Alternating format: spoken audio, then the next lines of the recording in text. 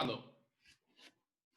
Muy buenas a todos y bienvenidos a un nuevo episodio de Fitness a 2 Podcast, el podcast en el que te vamos a dar pautas sobre salud y fitness que lo puedan entender hasta tus abuelos. Y hoy tenemos en la segunda entrevista del podcast, os traemos a un pedazo de invitado, él es Pablo Guevara. Pablo, Sí, encantado de verdad de tenerte aquí. Y bueno, yo soy Sergio Cruz. Y yo soy Quique Carmona. Y bueno, Pablo, antes de empezar a andar ya con la entrevista, para que también nos conozca, bueno, te conozca el público que nos está escuchando, ¿quién eres? ¿Qué destacarías de ti? En fin, un poco tu background. Bueno, pues gracias por la oportunidad, por la invitación. Esperemos que salga una buena charla y que nos divirtamos y que la gente aprenda. Pues yo soy graduado en CAFIT, soy graduado en fisioterapia. Hice ambas carreras por separado. Hice primero CAFIT. Siempre me ha llamado la atención el mundo del deporte, el entrenamiento y demás. Y siempre, conforme fui poquito a poco creciendo, estudiando más y demás, pues la fisioterapia era algo que me llamaba mucho la atención, el enfocar un poquito todos los conocimientos que iba adquiriendo y la parte sobre todo del entrenamiento, la readaptación y demás. Y por eso decidí una vez que acabé, empezar y terminar la segunda carrera. Y poquito más, experiencia trabajando sobre todo a nivel presencial aquí en Madrid. He trabajado en varios centros. El último que estuve aquí en Madrid fue en el Reebok de Serrano, en el Reebok Sports Club. Y luego de ahí he estado este año en una etapa en el extranjero. He estado casi 7 meses más o menos trabajando antes de la cuarentena en Kuwait. Y nada, la verdad que muy contento y me apasiona lo que hago. Así que solo pueden salir buenas cosas, eso espero. Qué bueno, qué bueno. Y una pregunta, con el tema de Serrano de Madrid, el Reebok de Serrano, que es muy conocido aquí, es uno de los gimnasios más prestigiosos, por así decirlo, de toda España. Cuéntanos un poquito tu experiencia ahí y cuáles son las diferencias de ese servicio, que supongo que será más individualizado y más profesional. Cuéntanos un poquito qué era lo que marcaba la diferencia de ese tipo de entrenamiento. Además es bueno que lo preguntes porque justo os iba a decir que yo me acuerdo que cuando estaba en la carrera, desde primero de carrera y con las prácticas que yo tuve y demás, todo el mundo estaba hablando de, tío, yo quiero ir al Reebok. Era como la meca de la salida laboral, por así decirlo, cuando estabas estudiando. Ya sea en la finca, que yo, por ejemplo, estudié en una universidad en Pozuelo, privada, y lo teníamos al lado, y muchas veces hacíamos muchas prácticas allí. Entonces era como, el Serrano incluso no se conocía, ¿no? Pero bueno, acabé al final allí, me dieron la oportunidad de ir allí a través de un amigo mío de la universidad. He de decir que yo no, o sea, lo conozco, voy a daros un poco de feedback, pero no estuve como entrenador personal en el Reebok porque yo trabajaba en el centro médico. Ellos son varias plantas en el ABC de Serrano y yo estaba en la planta 4 y ahí es donde trabajaba, que era un centro especializado con fisioterapeutas, nutricionistas. O sea, es la primera vez y la única que yo he trabajado en un centro en el que de verdad se cumple la palabra de equipo multidisciplinar, real. O sea, reuniones todas las semanas sobre todos los clientes, sobre todos los pacientes, era una pasada. Y luego, aparte, los entrenamientos los hacíamos arriba, yo tenía contacto con todos los entrenadores, les conocía, y la verdad que sí que se respiraba ese ambiente algo más profesional de cara a los otros centros donde yo he estado. Se seguía un protocolo bastante pautado y aparte, bueno, pues cada uno luego le daba su punto, cada cliente le trataba pues, a su manera, como todos. Y la verdad que se aprende mucho. Se aprende tanto de lo bueno como de lo malo, que también tiene de todo. Qué bueno, Pablo. Pues lo que has comentado del equipo multidisciplinar, la verdad es que yo creo que hoy en día es lo que marca la diferencia entre unos centros y otros. Y me gustaría un poco saber, dentro de ese equipo, qué tipo de profesionales hay y, sobre todo, cómo marca la diferencia a la hora de tratar a una persona que te llega de primera, ¿no? Pues mira, he de decirte que, sobre todo cuando se trabaja en equipo, creo que la organización tiene que ser la clave. Y allí la verdad que a pesar de llevar poquito tiempo, porque llevan 2 años abiertos, que acaban afortunadamente de volver a abrir, que me estaban comentando hace poco, nosotros teníamos una reunión todos los miércoles de media hora en la que la voz cantante normalmente siempre la médico, y teníamos varios médicos, cada uno especialista en un área, pero la mayoría evidentemente en medicina deportiva. Luego había fisioterapeutas, había nutricionistas, había psicólogas, Antes de que yo me fuera, empezaron con una sección que a mí me fascina, que ya lo he hablado con Kike alguna vez, de tema neurofeedback, neuromecánica, un poco de entendimiento del cerebro, brutal. ¿Y qué más teníamos? Teníamos podólogo, y evidentemente estábamos Miguel y yo, que éramos los entrenadores, por así decirlo, que nos llevábamos pues todo el... Y al final era poner encima de la mesa todo lo que veíamos con cada uno dentro de nuestro apartado de nuestro trabajo, qué es lo que veíamos, qué carencias veíamos o qué opciones veíamos. Se hacía una anamnesis, se hacía un estudio de cada uno de ellos y cada cliente se llevaba un tocho de, no sé si eran 30 hojas del estudio que se les hacía, porque cuando eras socio o cliente de allí, daba igual lo que tuvieras, a no ser que solamente fuese algún tema de patología de fisio o lo que sea. Si eras socio o cliente del centro médico, pasabas por todos. Obligatorio. Cada uno te veíamos y hacíamos un informe lo más exhaustivo posible para que tú te lo llevaras. Era bastante potente, la verdad. Era muy caro, pero era bastante potente. Qué pasada, pero al final será caro, pero si lo pones en perspectiva, Sí, sale mucho mejor eso que ir uno por uno de manera individual. O que al final los costes de no recibir, por ejemplo, la información de un psicólogo o de un nutricionista y solo tenerla la de un entrenador. Al final la salud es un concepto global, no nos podemos separar por parcelas y como tú has comentado, el equipo multidisciplinar es que hasta con podólogos es que me parece una pasada. O sea, una inversión, vamos. Totalmente. Era una pasada. Yo siempre lo decía, a todo el mundo daba igual o sea, el precio era caro, pero era asumible, ¿eh? No estábamos hablando de superélites. Era asumible por lo que te llevabas. Y luego, si eras socio, pues ya tenías al mes feedback constante. Era una pasada, la verdad. Sea, al final esto es mirar un poco a largo plazo, ¿no? Al final, si solo contratas a un entrenador, pero también necesitas de un fisioterapia o incluso de un psicólogo, al final a largo plazo lo mismo te tienes que gastar hasta más. Entonces, bueno, hay que ver un poco la balanza, ¿no? Y yo creo que ese tipo de centros cada vez se van a dar más porque realmente es lo que marca la diferencia y es lo que se está viendo, que la persona no es entrenamiento o alimentación o psicología, sino que es todo en conjunto. Así que Sí. me parece brutal. Quique, no sé si quieres hacer alguna pregunta en este punto. Sí, bueno, Pablo, ya pasando al siguiente apartado, háblanos un poquito sobre el entrenamiento de fuerza y la relación que tiene a nivel de salud, porque muchas veces conocemos la fuerza, la gente lo relaciona como, wow, un tío con una barra cargado de un montón de discos de pesas, un tío que va a competir en halterofilia, que va a competir en powerlifting, pero ¿qué relación realmente tiene la fuerza con la salud? Pues mira, voy a englobarlo, me parece además una pregunta muy interesante que yo intento siempre inculcar, ya sea o por mis redes o en mis clientes, porque intento siempre, sé que es algo difícil, pero creo que debemos hacer todos y es es obligatorio que cualquier profesional que nos dedicamos a esto intentemos educar a nuestros clientes. Me parece obligatorio porque muchas veces nos quejamos nosotros mismos, perdón que haga esta introducción, pero nos quejamos de que hay demasiado intrusismo y demás y cual. Creo que debemos mirarnos un poquito nuestro propio ombligo y de verdad saber si estamos haciendo bien nuestro trabajo. Creo que si nosotros somos los que de verdad sabemos y no sabemos aplicar el mensaje, algo estamos haciendo mal. Por eso la gente que no tiene esos conocimientos pues puede tener cabida y está como vamos, en su salsa en este ambiente, ¿no? Pero bueno, dicho esto, por dos motivos creo que el entrenamiento de fuerza es muy importante y es indiferente la población que sea, tanto si eres niño, anciano, mujer, hombre, da igual. El entrenamiento de fuerza considero que es importante por dos motivos fisiológicos que van ocurriendo conforme vas avanzando en edad, que son la sarcopenia, que es la pérdida de masa muscular, y la miostatosis, que es la filtración de grasa a nivel muscular. ¿Por qué digo esto? Porque esto es directamente proporcional a mayor riesgo de muerte y menor esperanza de vida. Simplemente decir eso suena muy duro, pero es real y es así. No te digo que no vayas a morir por no levantar una pesa en tu vida, pero es probable que tengas más opciones o más probabilidades de padecer algún tipo de patología o encontrarte peor conforme vaya avanzando pues, tu vida. Entonces, por eso es fundamental el entrenamiento de fuerza.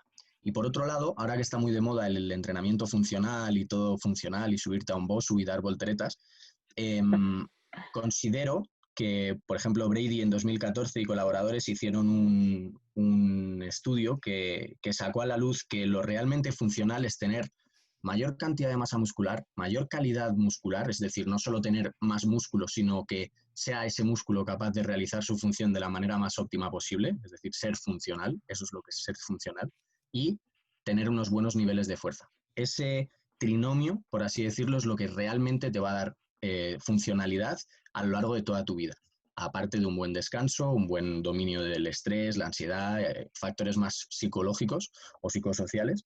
Y creo que esos dos ámbitos, tanto el ámbito de la salud tirando a evitar, por así decirlo, o al máximo posible, esos dos fenómenos que van a ocurrir sí o sí, por mucho que entrenes, van a estar ahí, pero en menor medida, y el tema de la funcionalidad.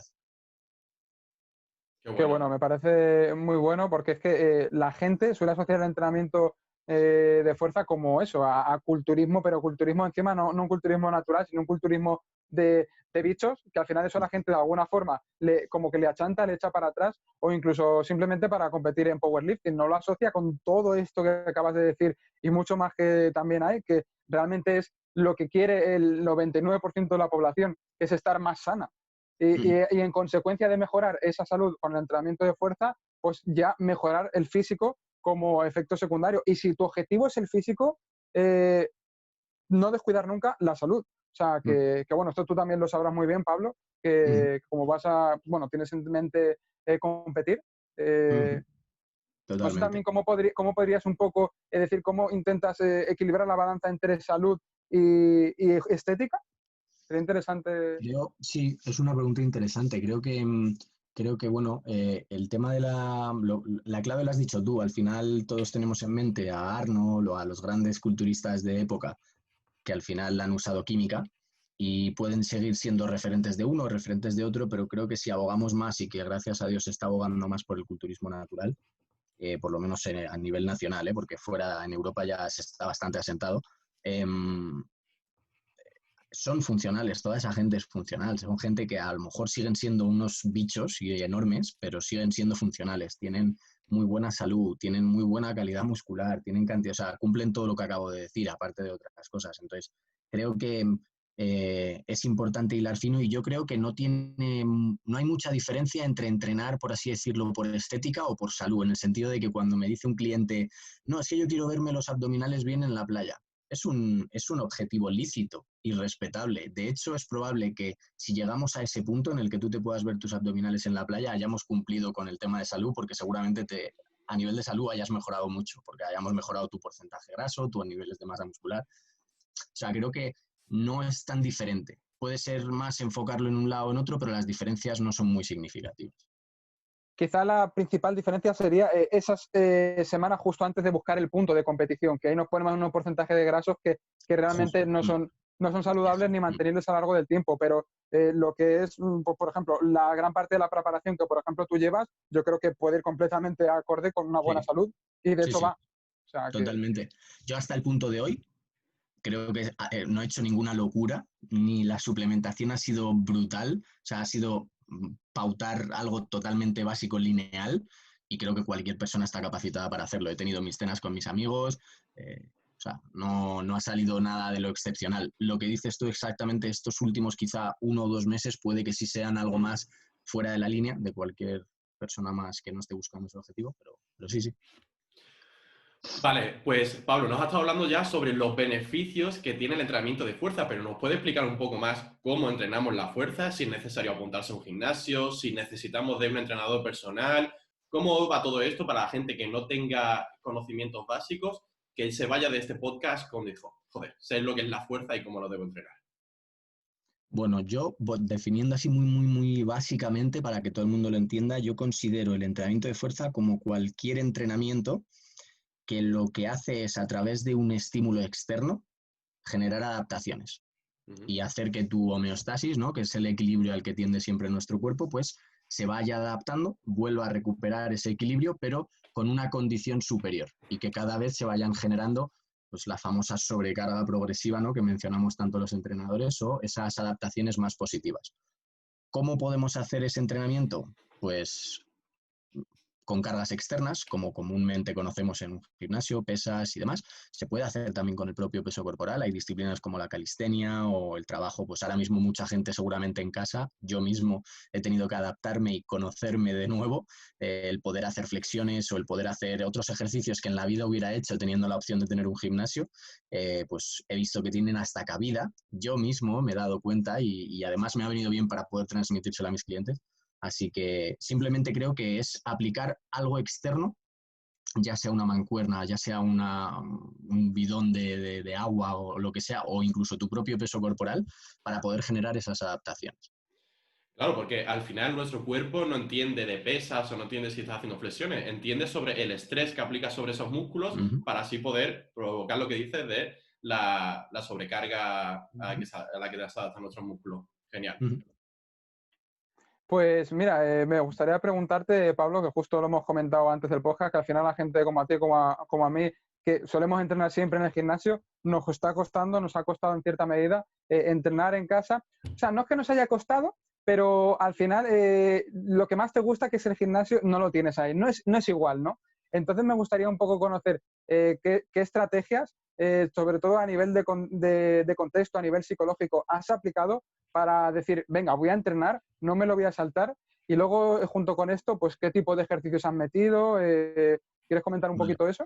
Y sobre todo es muy interesante en tu caso que también tienes un foco competitivo, ¿no? Yo creo que esto, bueno, puede ser brutal el aporte. Pues mira, he de decir, lo digo además públicamente, ayer me tocaba, en principio era el último entrenamiento de esta semana y me lo salté. Fue el primer entrenamiento que no he cumplido de todo lo que llevamos de cuarentena, y ha sido porque estas 2 últimas semanas, como bien dices, he entrenado por disciplina, que es una virtud que creo que es mucho más necesaria que la motivación. La motivación no va a estar los 365 días del año ni de broma, va y viene, y hay que saber aprovecharla cuando está y saber tirar de la disciplina y de los hábitos que vas generando cuando no está, que es la mayor parte del tiempo. Entonces yo estas 2 últimas semanas prácticamente he entrenado por disciplina, y ahora me está costando un poquito más, pero ¿qué me ha ayudado o cómo he enfocado el entrenamiento para poder mantener esa constancia? Pues sobre todo por el objetivo a largo plazo que yo tengo marcado en el calendario, que es el tema de la competición, porque siempre he primado mi salud al resto de cualquier otra actividad, con lo cual siempre acabo forzándome a ello. Luego hay estrategias ya más secundarias, un poco más raras, por así decirlo, que yo aprovecho, por ejemplo, mucho las redes sociales cuando veo que estoy procrastinando algo, no me apetece hacer algo, lo menciono, ¿sabes? ¿Sabes lo que te quiero decir? O sea, incluso a lo mejor digo, ¿queréis que os suba un entrenamiento tal? No me apetece una mierda, pero si la gente como que me he comprometido, ¿sabes? Entonces, Generar ese compromiso social, ¿no, Pablo? Justo eso, o hablo con algún amigo de, oye, ¿te apetece que entrenemos ahora por Zoom o por lo que sea, tal? Y ya me comprometo y ya no puedo salir de ahí. Y eso lo Qué utilizo mucho bueno. cuando estoy en niveles de alarma de, hostia, me voy a saltar el entrenamiento. Eso sí que lo hago mucho. Usas tu propia, o sea, conocerte a ti mismo, saber que ese día estás perro y usar a una Eso persona ese compromiso social porque sabe que si le fallas tiene un coste en tu reputación, es. un coste social, ¿no? Qué Eso es, bueno. totalmente, totalmente. Y nada, ¿cómo he enfocado el entrenamiento? Pues no me he salido no he intentado hacer historias muy complejas ni demás. O sea, he intentado adaptar, aparte Paco y Antelm, que son los que me preparan a mí, hablando con ellos lo han hecho magníficamente. Al final seguimos lo que os he dicho antes con el tema de algo muy lineal, no hace falta querer hacer experimentos, y hemos seguido unos patrones de movimiento muy sencillos, hemos intentado adaptarlos al material que yo tengo aquí, que tengo 2 mancuernas y una goma, no tengo más, y hemos intentado seguir una estructura en la que a lo mejor hemos bajado un poquito la frecuencia, no estábamos entrenando tantos días y hemos pasado a entrenar 4 días, 3 días, hemos incluido a lo mejor, sobre todo antes, que ahora no puedo, ahora podemos salir, pero antes pues me acuerdo que yo para hacer algo de cardio, moverme, mi casa no es muy grande e incluso me mareaba dando vueltas y corría en el sitio o andaba en el sitio, cosas que en la vida hubiera pensado hacer, pero bueno, es la disciplina y la constancia lo que me han llevado a hacerlo, supongo. Y ya os digo, patrones muy sencillos, nada complejo. Intentar poquito a poco aprender o centrarme más en cosas que quizá en el gimnasio no me centraba, como por ejemplo la técnica de ejecución, que para mí es primordial. Intentar que al cambiar el patrón de movimiento, intentar mejorar, incluso incrementando el tiempo de ejecución, hacerlo todo mucho más lento, para aumentar ese estímulo, esa mayor concentración a nivel interno. He intentado aplicar otro tipo de técnicas más avanzadas de entrenamiento cuando veía que ya me iba adaptando, por el hecho de intentar aumentar el estímulo, porque la carga no podía aumentarla, básicamente, o era muy complejo, prefería pues, incluir técnicas algo más avanzadas como repeticiones y medias, respaws, drop sets, bueno, ese tipo de técnicas que no quiero entrar mucho ahí, bueno, si queréis entramos, pero simplemente para mejorar un poquito el estímulo. Pero ya os digo, nada complejo ni nada del otro mundo. Genial, Pablo. Para una persona que tenga como objetivo perder grasa, ¿por qué le recomendarías a lo mejor un entrenamiento de fuerza? Y bueno, ¿cuál sería tu punto de vista con que una persona que quiera perder grasa, perder peso, mal dicho, quiera hacer cardio en vez de hacer un entrenamiento de fuerza? Muy bien, pues hilando con un poquito todo lo que hemos estado diciendo, si mi objetivo para la salud y de cara también al rendimiento, hemos dicho que el entrenamiento de fuerza es tan importante, sobre todo si yo lo que quiero es verme bien y bajar un poquito, reducir el porcentaje de grasa, si yo no incluyo entrenamiento de fuerza, es decir, puedo tener varias opciones, ¿no? Podemos decir la opción A, hacer cardio, es una herramienta que lo que va a hacer es que probablemente baje tu porcentaje graso, es decir, cumplamos con el objetivo, baje tu peso, cumplamos con el objetivo, pero tu masa muscular baje de manera desproporcionada. Es decir, no estamos cumpliendo los dos objetivos anteriores que parecía que estábamos enmascarando. Con lo cual el cardio solo no lo veo una herramienta para nada sólida conforme al objetivo que realmente quieres, que tú no quieres poner el foco en la pérdida de grasa. Eso es lo que te dice la sociedad. Tú lo que quieres es aumentar tu masa muscular, ya seas mujer o hombre, las chicas que lo llaman más tonificar, mal dicho, pero al final es lo mismo. Y la otra estrategia, que es incluyendo el entrenamiento de fuerza, poder combinarlo incluso, si al final un componente lúdico, oye, hay gente que le gusta salir a correr, pues no se lo quites, que salgan a correr, páutalo, organízalo y periodízalo y prográmalo bien, y se pueden hacer ambas cosas. Entonces, el entrenamiento de fuerza que te va a ayudar a decirle a tu musculatura, hey, mantente ahí, quiero que te quedes, aparte de la dieta y todo eso, que es otro factor muy importante y clave en todo esto, es lo que te va a hacer que consigas bajar el porcentaje graso, mantener tu masa muscular y no verte básicamente como muchas chicas, sobre todo le pasa a muchas chicas, a los chicos también, el que se ven cuando llegan al peso en la báscula que querían, que se habían marcado, se ven en el espejo y se ven flácidas, no ven el cuerpo que ellas pensaban que iban a tener. Y es probable que si hubieran mantenido un estímulo adecuado, en cuanto a la fuerza se refiere, pues sí que se hubieran visto. Así que creo que eso es la clave básicamente para que la gente entienda el por qué tiene que incluir el entrenamiento de fuerza en sus entrenamientos. Que bueno, en resumen, tenemos que combinar, a ver, el cardio está bien, es una buena herramienta, pero no es la base de los entrenamientos que tienes que hacer si tu objetivo es perder grasa. Es combinar la fuerza y, bueno, si te gusta el cardio, pues puedes hacer algo de trote, ¿no? Puedes correr media horita o combinarlos con paseos, que a lo mejor es más interesante que pegarte 40 minutos corriendo todo el día, porque al final esa fatiga se acumula y luego va a interferir en tu entrenamiento de fuerza. Sin embargo, combinar entrenamientos de fuerza, ya sea en tu casa, con tu propio peso corporal o en el gimnasio, con paseos, andar, ser un poco más activo, te va a permitir llegar al déficit calórico, que al final es la base de una pérdida de grasa. Qué bueno. Totalmente. Bueno, Pablo, y ahora ya hemos comenzado a ver que has empezado a aportar contenido en redes sociales desde hace ya unos meses. Y a mí me gustaría saber cuál es el objetivo que tienes al final, qué quieres aportar a ese público que te ve a ti, en concreto en cuanto al entrenamiento de fuerza, cuánto crees que puedes ayudarles y también qué dudas suelen ser las más comunes que te suele preguntar la gente a través de los mensajes. Pues mira, yo durante todo este tiempo he ido ondulando y no he seguido el principal error que yo he tenido a la hora de intentar compartir lo que sé, es que no he seguido una estrategia o una organización bastante clara, por así decirlo, y he ido aportando lo que me venía, que no estaba mal, porque al final hay muchísimo contenido. Pero lo que he hecho hasta hace poco es, aprovechando todo el tiempo que tenía en cuarentena y demás, el poder organizarlo todo un poco mejor. Y siempre mi objetivo ha sido, y no he sabido transmitirlo, el educar, pero transmitir resultados. Al final a mí lo que me gusta es ser entrenador. Yo el tema de la divulgación la llevo bien, me gusta, la hago porque creo que educar es importante, sobre todo a futuros clientes o a propios clientes que a lo mejor tengan el canal de mis redes sociales para poder enterarse de las cosas, aunque yo con ellos hablo todos los días. Pero yo lo que quiero es demostrar resultados. Entonces eso al final, poquito a poco, con esa transferencia que estoy haciendo, ese paso de lo presencial a lo online, pues poquito a poco irá saliendo. Pero ese es, por así decirlo, el objetivo que yo tengo como no sé, en redes sociales, por así decirlo. Divulgar, pero enseñar resultados, que es para lo que yo en realidad trabajo y me considero profesional. Pues si no, la teoría se queda muy corta si no hay práctica, por así decirlo. Qué bueno, Pablo. Y luego, justamente lo has dicho, estás intentando pasar de ese entrenamiento presencial a hacer las cosas de manera online. ¿Cuáles son las principales diferencias que ves y sobre todo cómo las intentas paliar a la hora, por ejemplo, de corregir ejercicios o de hacer sobre todo la evaluación inicial?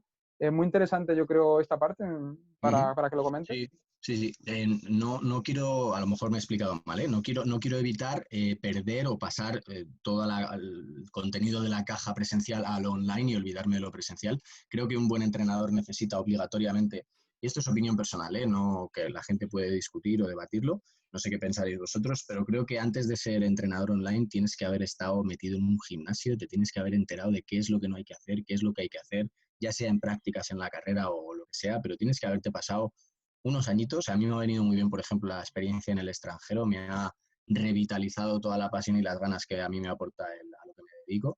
Y las principales diferencias, el que no tienes esa capacidad o esa facilidad para, yo creo que fidelizar a la gente, creo que fidelizas mucho más de manera presencial.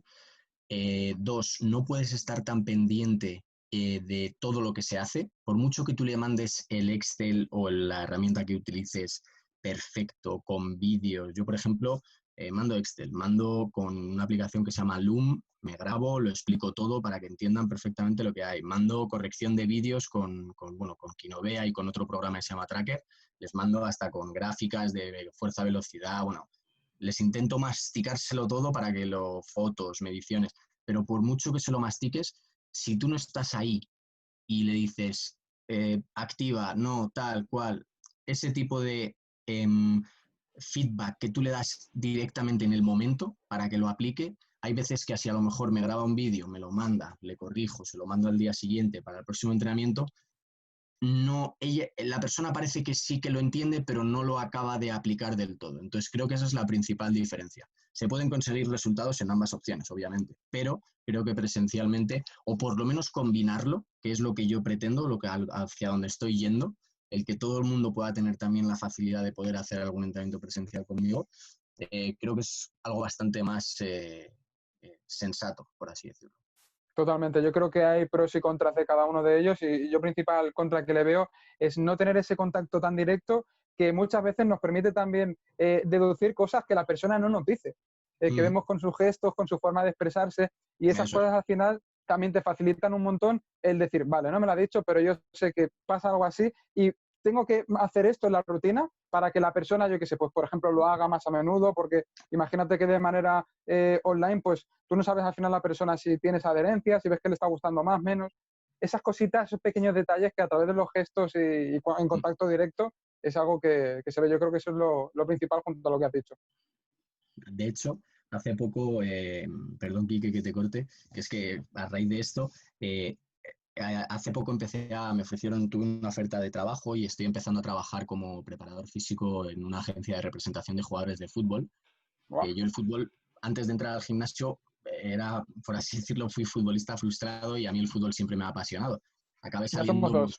por diferentes discrepancias con los valores que se transmite. El fútbol de antes me gustaba mucho más, y eso que soy súper joven, que no estoy hablando de los 80 ni los 70, pero el fútbol yo me acuerdo cuando era pues, infantil, cadete, ahí me encantaba. Y no era por la edad, sino por lo que se veía, lo que se respiraba, el ambiente que había. Conforme vas creciendo te vas dando cuenta quizá de cosas que igual es el fútbol que no se ve, y fue por lo que salí. Pero ahora me hace mucha ilusión estar donde la oportunidad que me han dado, y lo que estabas diciendo es, o sea, creo que de ahora mismo estoy con 21 jugadores, ninguno de los 21 me hizo lo que le mandé a la primera, ninguno, y me mentían todos.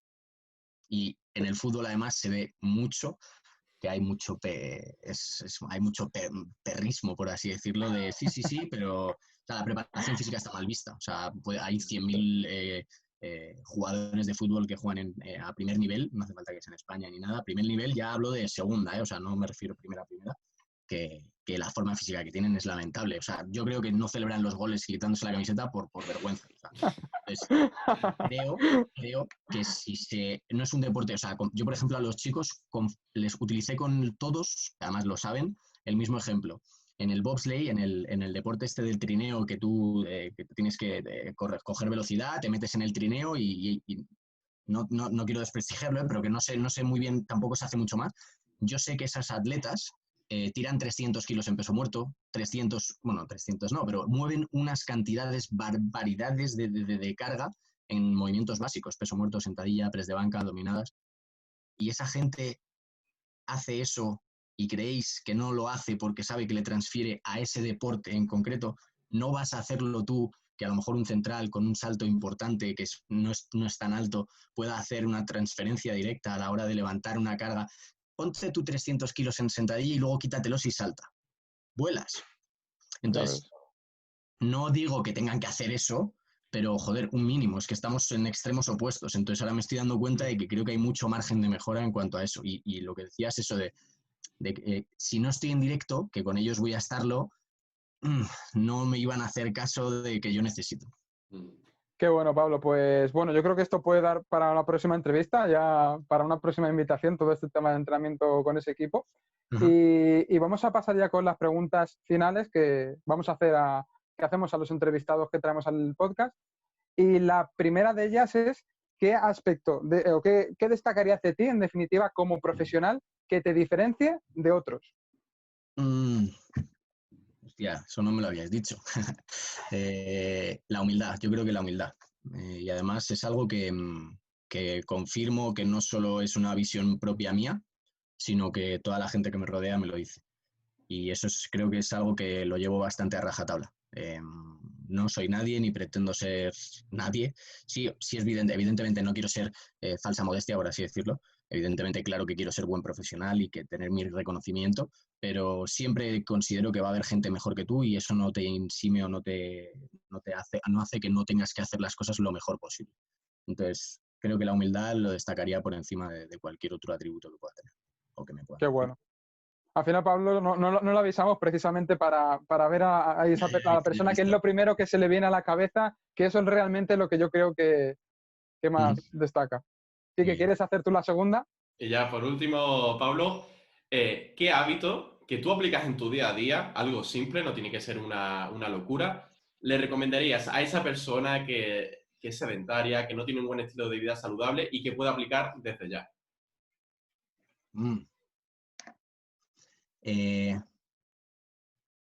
Sí, al final algo práctico, una cosita que tú hagas en tu día a día y que a la gente que nos está escuchando, pues digas, vale, hostias, pues si empiezas a hacer esto te va a mejorar tu vida. Cuando, sobre todo de cara al entrenamiento, que es lo que hemos estado hablando y así finiquitamos con el entrenamiento de fuerza, es algo que ahora se ha puesto muy de moda y estoy muy contento y que a mí me costó mucho hacer, y es que te apuntes lo que haces. Da igual que estés entrenando me refiero, no hace falta que hagas press banca para apuntarte los kilos. Si estás empezando a dar un paseo, apúntate. Hoy a las 9:17 he salido a dar un paseo de 26 minutos. Y ya cuando lo leas, te lo pones en la nevera, en la puerta, en la frente, donde quieras. Ya tú mismo te vas a picar y vas a decir, venga, voy a hacer 27 minutos. Y cuando te quieras dar cuenta, te miras en el espejo y dices, voilà. Joder, tremendo, Pablo, de verdad. Y bueno, ya pasamos un poco no sé si quieres preguntar antes algo, Quique, pero ya para pasar a la parte de la promoción. Bueno, para resumir, todo lo que ha dicho Pablo es aquello que no puedes medir, no lo puedes mejorar, como decía Peter Drucker. Totalmente. Pues nada, si no quieres ya ahora comentar dónde te puede encontrar la gente que nos escucha, cómo puede acceder a tus servicios, en definitiva, todo lo que quieras comentar sobre ti. Adelante. Bueno, Gaby Fit Life en redes sociales. Utilizo básicamente Instagram, ahí es donde me podéis encontrar. Intento compartir, pues como he dicho, contenido un poquito variado y de todo. Por stories, en post, sobre todo suelo ¿cómo se dice? Publicar vídeos, sobre todo en formato vídeo. Y luego en mi página web, GabyFitLife, www.gabyfitlife.com, que ahí es donde tenéis pues un poquito, podéis conocer mi historia, mis servicios, cómo trabajo y demás, y donde podéis contactarme de cara pues, a si queréis empezar a trabajar. Genial, pues vamos a dejarlo también en la descripción del episodio para quien quiera conocer más a Pablo, y de verdad lo recomiendo 100% porque aporta un montón de contenido a través de Instagram, y la verdad es que yo creo que ha quedado más que claro que es un pedazo de profesional. Yo me lo he pasado genial en esta entrevista y desde luego que repetiremos sin duda alguna. Así que bueno, ya sabéis, compartir este episodio si os ha aportado con esa gente que creéis que le pueda ayudar. También compartirlo en redes sociales y etiquetarnos a los tres, pues nos ayudaría un montón. Y bueno, ya sabéis que mis redes sociales es @sergiocruz_salud, y las de Quique. Las mías de Quique Carmona son @simplefitnessk. Y bueno, espero que os haya gustado. Nos vemos en el siguiente episodio. Muchísimas gracias, Pablo. Muchísimas gracias a los dos y espero que bueno, la gente se haya llevado una pildorita más. Y un fuerte abrazo a todos. Un abrazo a todos. Un abrazo.